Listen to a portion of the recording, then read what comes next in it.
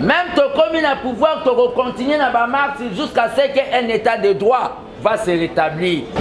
Les 30, c'est une marche pour avertir Nabato Bazo que n'est pas un marabout comme un ministre. Quand vous êtes allé négocier là-bas, mais sachez très bien, le peuple va faire.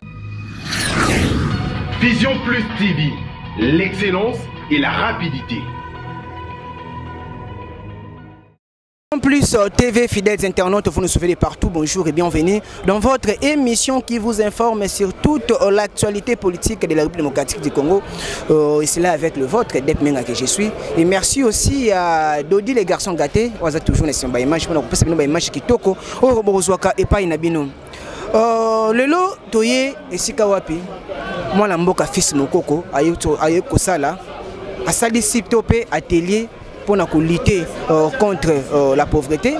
Pambadizali moko ya ba misala au mona mboka fachi asana ngo posa sala pendant tout au long ya quinquennat na ye tina 2023 yangwana mona mboka fils mokoko atelemi pour la soutenir ba œuvre wana pour soutenir misala wana leur soutenir yango lo lenge nini tozana na point de presse toroyoka même stoko loba et aussi a remettre un peu sur na biso mais matali actualité politique ya mboka na biso pamba to mona dernièrement.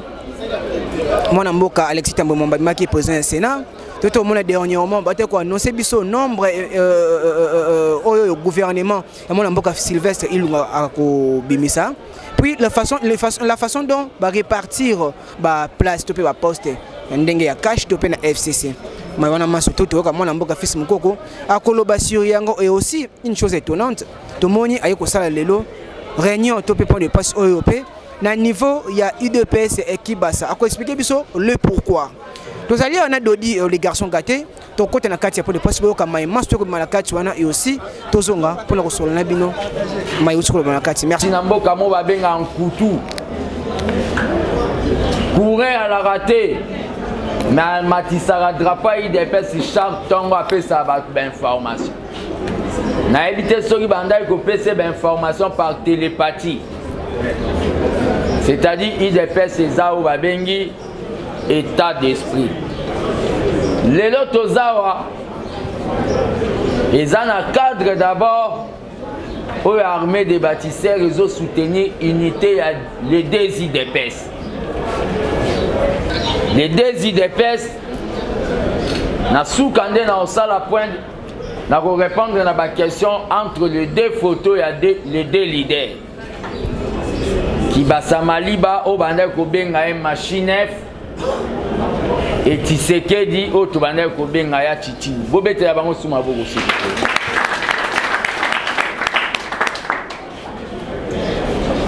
toza lelo na honneur mais yena bombi pour aya oloba prochainement parce que nous sommes en train de faire un travail au baloba ya ko investir dans l'homme. Nous avons entendu d'autres partis politiques. L'IDPS, ce n'est rien qu'un parti de masse. Or, qu'à l'IDPS, nous ne voulons pas faire ça très haut.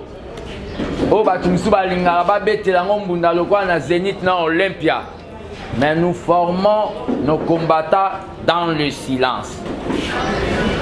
Mon peuple meurt à cause de l'ignorance. C'est ce qu'un politicien disait, il faut investir dans l'homme. Là, je vois Zaïd Ngoma, que son âme repose en paix. Ce que nous sommes en train de faire, nous sommes en train d'investir dans l'homme. Toujours tondi sa mutu pas comme un mutu. Dans le moment où l'armée des bâtisseurs viva. Viva! ADD! Viva! Viva! Merci. Tozi honneur qui va assister biso na moko ya bakambi ya fondation Kibasa Maliba. Mais à préparer pour ya koloba na biso prochainement oye pazanango par rapport na makambo etali lutte contre la pauvreté. Kombo na ye Mimbu Mbeze Pichu mais babenga ke na politique Madiba, c'est-à-dire Mandela. As secrétaire général il y a Fondation Kibasa Maliba, l'air à Télémi, vous mettez les maboko s'il vous plaît.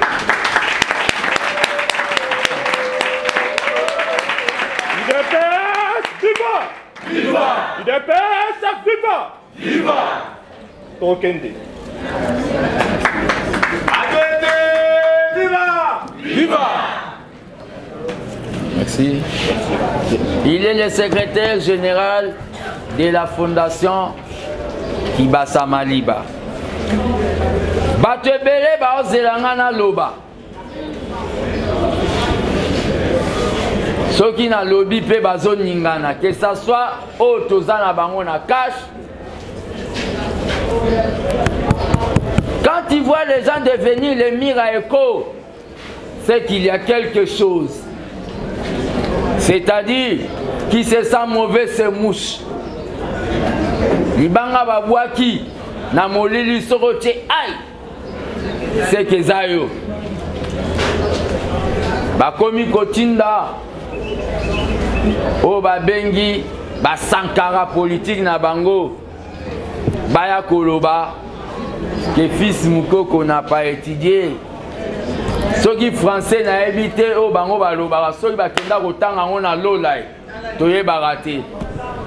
Na ebi peut-être ceux qui français et même ba soso na banzungwa ba congolais. Mais bazabana. C'est-à-dire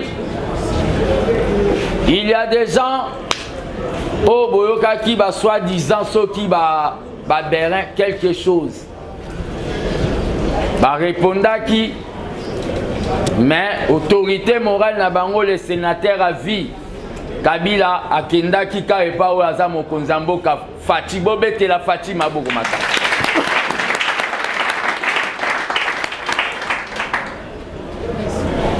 Pauvreté morale les ana mboko. Pauvreté morale les ana ne pas battu à FCC ne papa Freddy Alo. Pour bango mentalité na bango ezaka yako zwambongo à l'état ko komisa ngoneti ya poche na bango. Eza déjà pauvreté morale. Mais lelo marambu o bozo zela 65 ministres dans un pays en crise. Un bon citoyen doit garder silence. Je ne crois pas qu'un bon citoyen doit garder silence. Martin Luther King a loba boye. IDPS viva. Viva! Un peuple, le peuple qui garde silence dans des choses graves, c'est Kalingimbo Kanaï. On a vu dans Senko, l'herbe à toi Kabila Babanda Kolinga Kosaka Anabis opposition.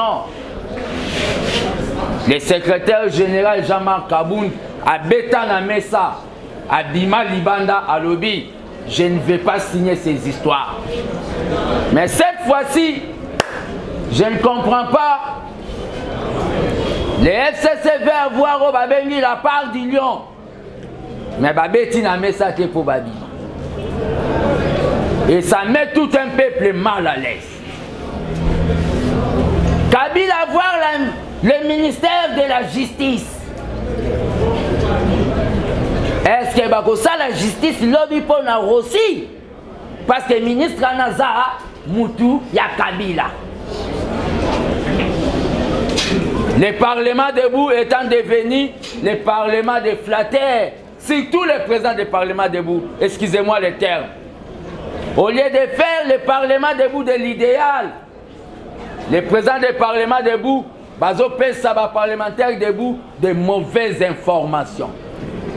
Un ministre de la justice de Kabila va-t-il mettre sur sa table le dossier de Chebea? Posez-vous cette question.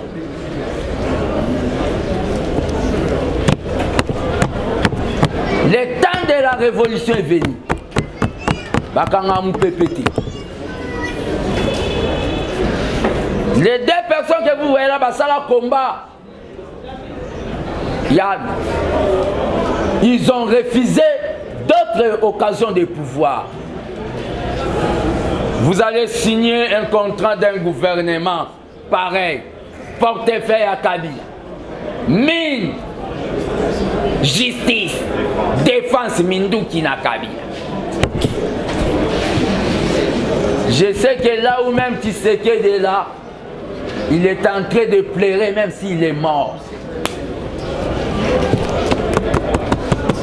L'armée des bâtisseurs doit sauver l'IDPS.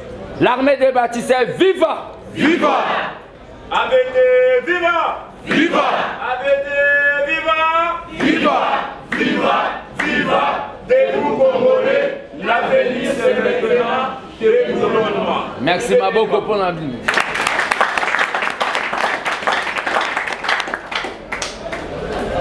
Ces gouvernements, nous allons les mettre mal à l'aise. Parce que le peuple est à quantité.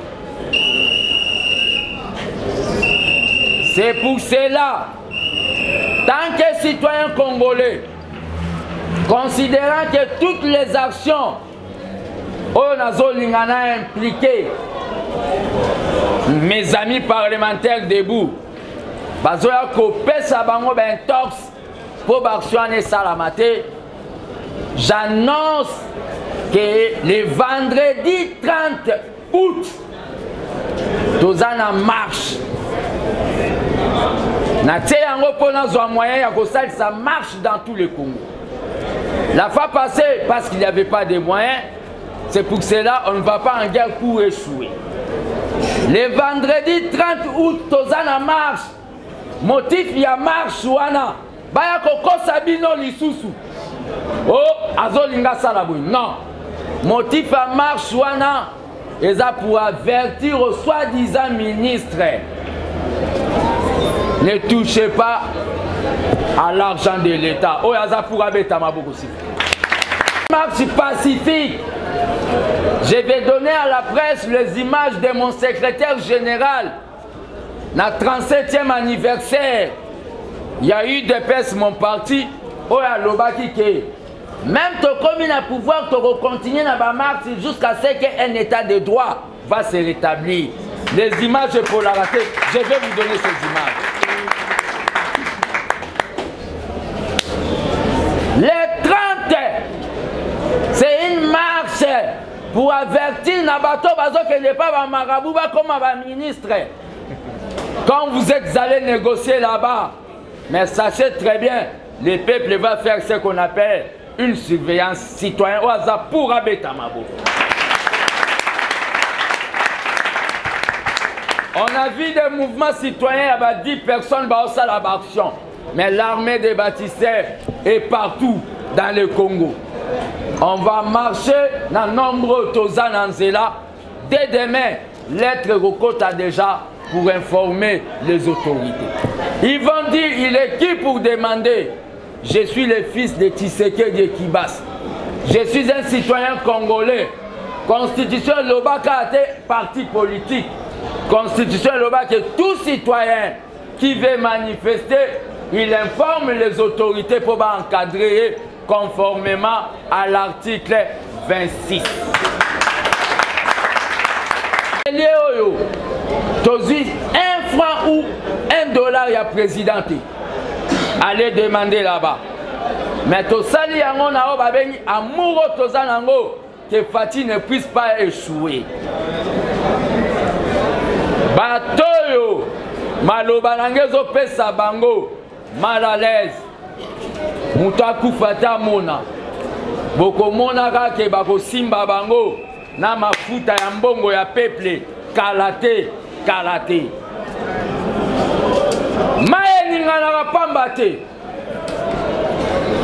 Je n'ai pas le temps de répondre à Naba fanatique Naba moi je suis un acteur politique. Des fois tu vas kansa que les toloba politique na lingala ne tu sautes au tanga.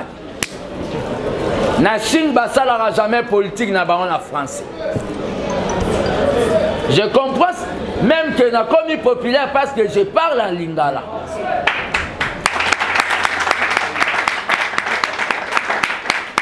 Le problème qu'il y a, c'est quoi? Je me dis même que le jour qu'un jour, si Dieu me fait grâce, comme président de la République, je commencerai à parler à Lingala et Basalinga interprète à Zana en français pour valoriser notre langue.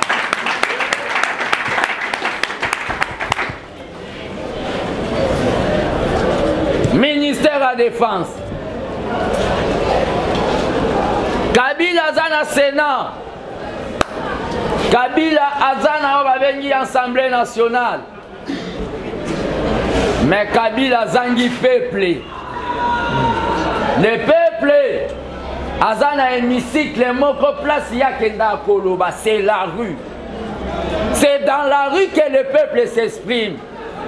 C'est dans la rue que le peuple a l'obisa Kengo na Lingala. Et ça été. Le vendredi 30, nous allons faire une marche pour avertir aux fameux ministres là. Nous voulons la bonne gouvernance.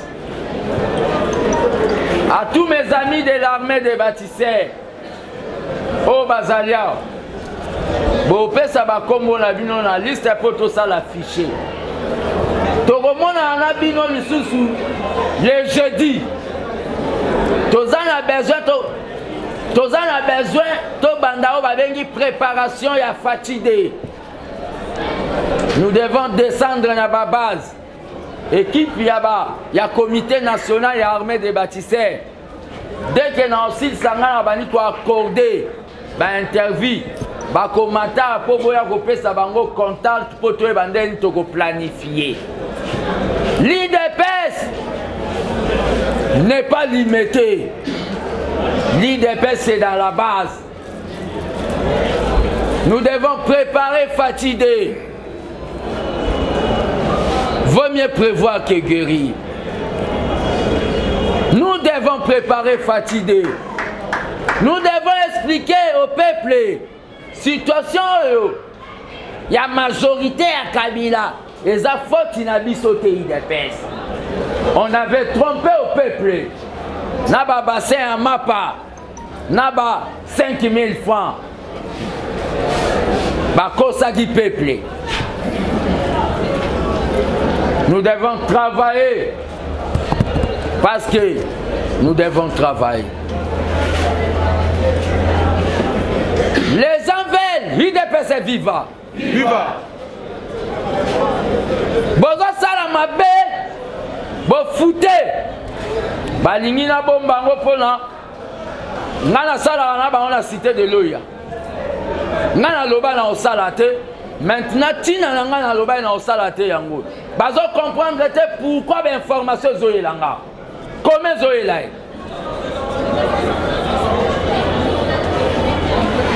Mbongo à l'État. Beaucoup de créer une société fictive.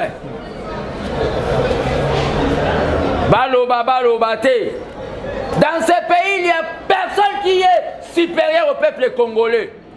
Même Fati est au-dessus du peuple congolais. C'est le peuple qui est souverain.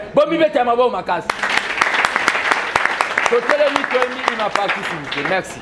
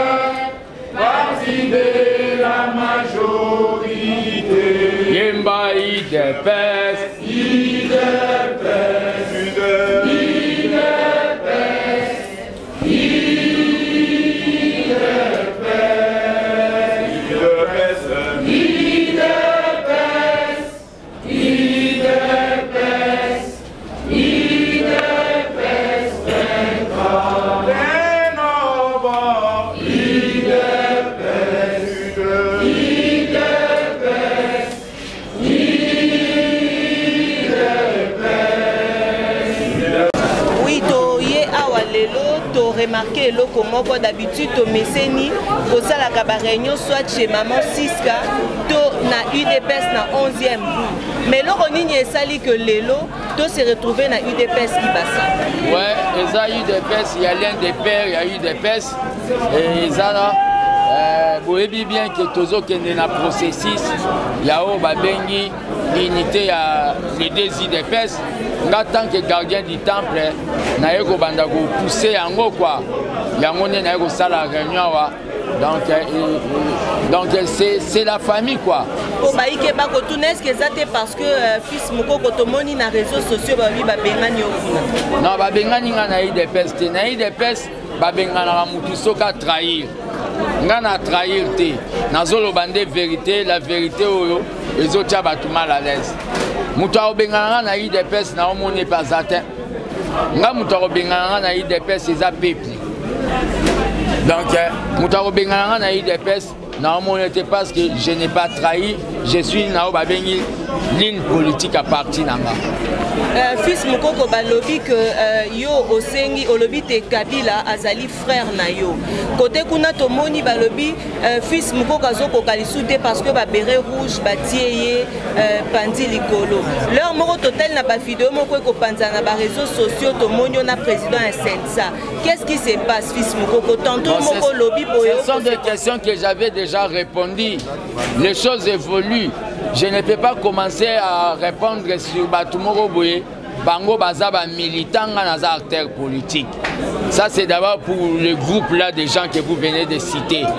Et à part ça, le président de Sensa, Aza président de l'institution et la médiation, c'est lui qui m'avait appelé pour qu'il attaque au Tounaé, pour me dire que si je peux voir que Ndengeni Nakovandi ça marche wana parce que la situation au pays, dans le gouvernement de Banda Bimate, ça risque de sangler le pays.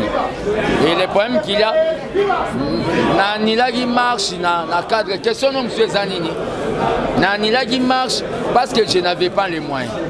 Mais dans le moment où la situation, tout le monde a la justice et que pas Kabila, pas poste à Minene, tu évites Batango, Bakenda qu'on négocie, ceux qui Batroga qui vont tonner.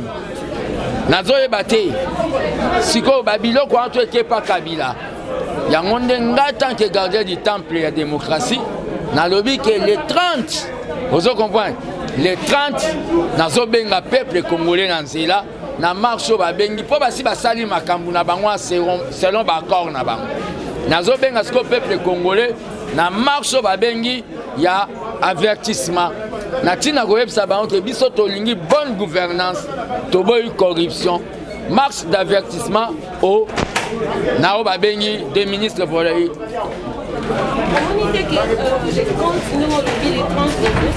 Ça marche. C'est un peu loin par rapport il y a tant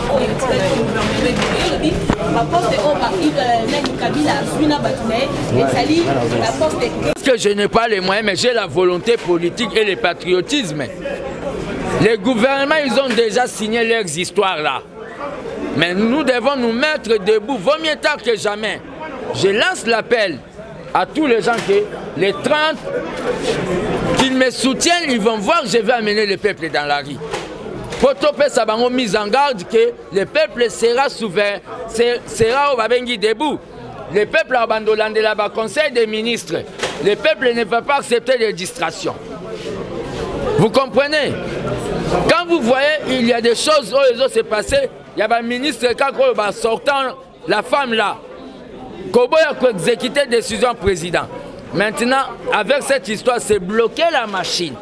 C'est pour cela que j'appelle le peuple congolais de transcender les partis politiques, de voir la cause nationale maintenant. Le pays, le président est en danger parce que la classe politique là, nous devons maintenant nous mettre debout. Nous appelle au peuple congolais que les 30 c'est une marche, non de polémique, mais une marche au Togoloba. Oui à la bonne gouvernance, non à un gouvernement corrompu. Une autre question. mokili ezali peut-être même mission plus tokoyeba te bakonzi ya UDPS bapesi mot d'ordre mosusu yebi na mot d'ordre mosusu UDPS yango tolanda combien de fois UDPS bapesi mot d'ordre soki yo olobi tokende marche bakonzi nde bavalide marche yango te komoni bamarche ebele siko lekopesi tokende marche mwana mboka Augustin Kabuya boyi UDPS ezoreconnaitre la marche du 30 c'est la marche on a lobby une marche citoyenne dans l'ancien en tant qu'un patriote et je serai soutenu par l'armée des bâtisseurs et d'autres tous les mouvements on a lancé appel tous les mouvements citoyens il y a l'ambassade tous les mouvements citoyens oyo balingaka le Congo liboso attendez-moi. J'ai dit ici, vous avez vu le drapeau de l'UDPS ici. C'était l'armée des bâtisseurs. Ne m'amenez pas dans un terrain de polémique.